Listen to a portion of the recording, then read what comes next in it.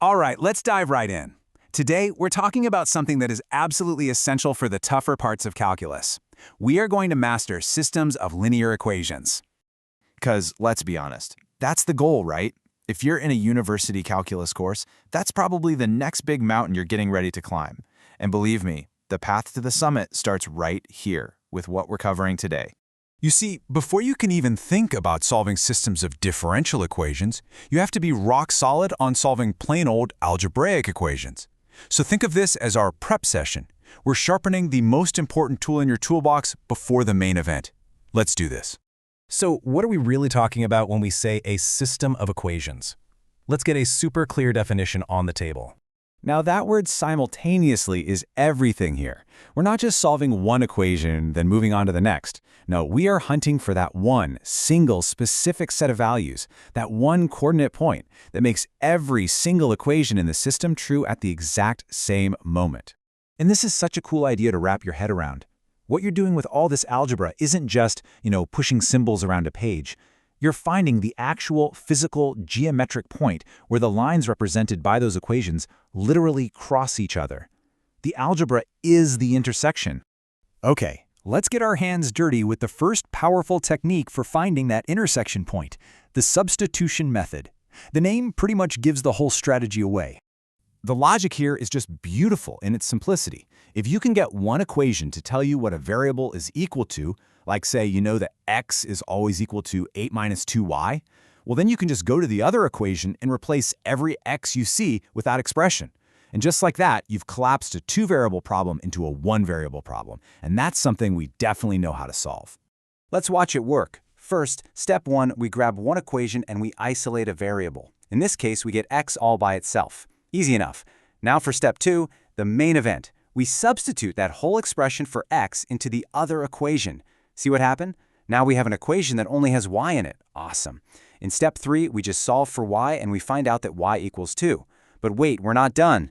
This last step is crucial. We back substitute. We take that y value we just found, plug it back into our handy expression from step 1, and it tells us that x must be 4. And boom, there it is. Our point of intersection is 4, 2.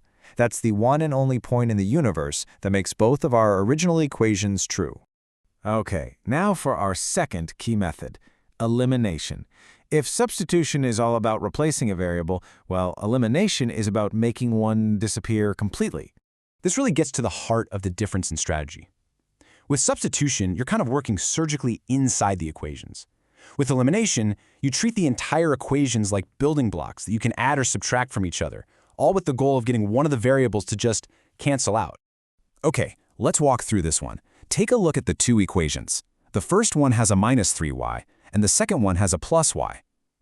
If we could just turn that plus y into a plus times 3y, they would cancel out perfectly when we add them. So, in step 1, that's exactly what we do.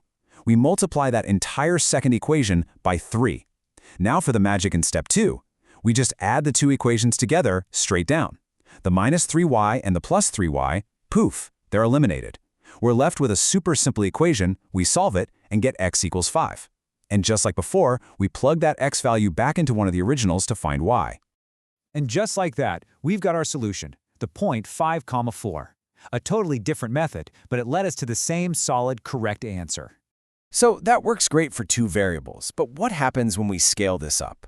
When we go from 2 variables to 3, we're not talking about lines on a flat page anymore. Now we're talking about planes intersecting in 3D space. The problem looks bigger for sure, but the tools we just learned are more than ready for the challenge. The most important thing here is not to get intimidated. The entire game plan is to take this big, complex-looking 3-variable system and systematically break it down into a familiar 2-variable system, one that you already know exactly how to solve. So here's the process. In step 1, you use elimination to knock the problem down a size. You take 2 of the equations and use them to eliminate one variable. Then, and this is key, you take a different pair of equations and eliminate the exact same variable. What you're left with is a brand new, tidy 2x2 system. For step 2, you just solve that new system, any way you want. Substitution, elimination, your choice. Finally, step 3, you take the 2 answers you just found, plug them back into one of the original big equations, and solve for that last missing piece.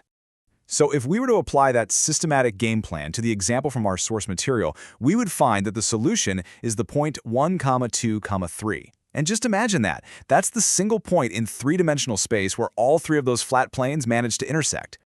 And that brings us right back to where we started. We haven't just been doing an algebra review, we've been building the launchpad for your next giant leap in calculus. So let's do a super quick recap. First, systems of equations are always about finding that one common solution, that single geometric intersection point. You've got two main tools in your belt: substitution, where you isolate and replace, and elimination, where you add equations to make a variable vanish. And maybe the most important takeaway of all, no matter how complex a system looks, you can always break it down into simpler ones you already know how to beat. You are now totally equipped to handle much more complex problems. This exact same logic of reducing, substituting, and solving is what you're going to use when you start replacing simple variables with things like derivatives. You've now poured the concrete and set the foundation. The only question left is, what will you build on it?